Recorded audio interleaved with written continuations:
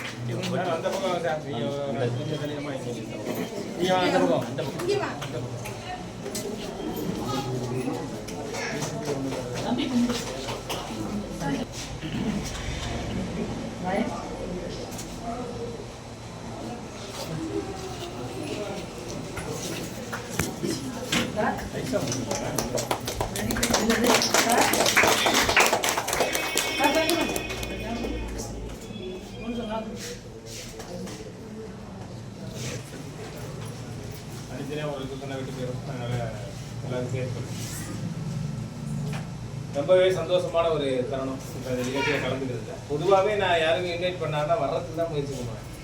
வேணுமே வராமல் இருக்கணுங்கிற எண்ணமே எனக்கு கிடையாது. ஏதாவது ஒரு சூழ்நிலை இருக்கும். சுரேஷ்குமார் சார் தேர்ப்பட்டு கூட நான் ஆர்வத்தில் இங்கே இருந்தேன். ஞாபகம் இருக்கேன். ஒரு பிளேட்டலி மீட்டிங் ஒன்று போயிருந்தேன். அதனால் வர முடியலன்னு சொன்னேன்.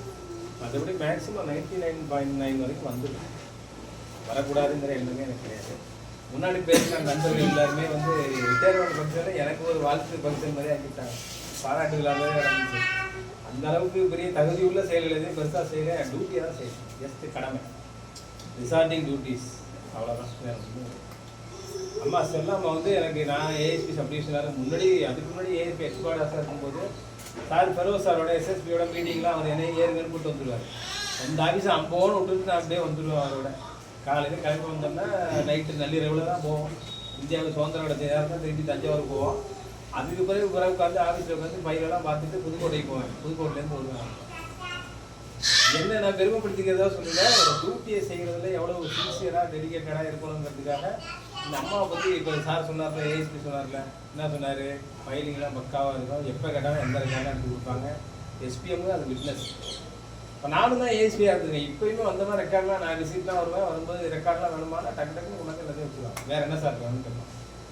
அந்தளவுக்கு ரொம்ப சின்சியர், டெடிக்கேட்டட்.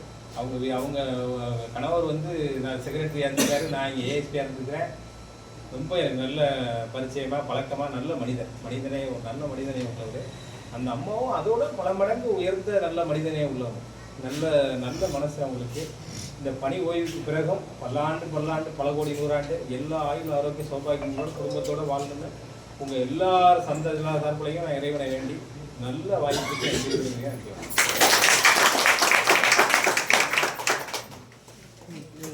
செல்லா மேடம் அவர்களின் மகன் ரஞ்சித் சார் அவர்களை ஒரு வார்த்தை பேசுகிறார்.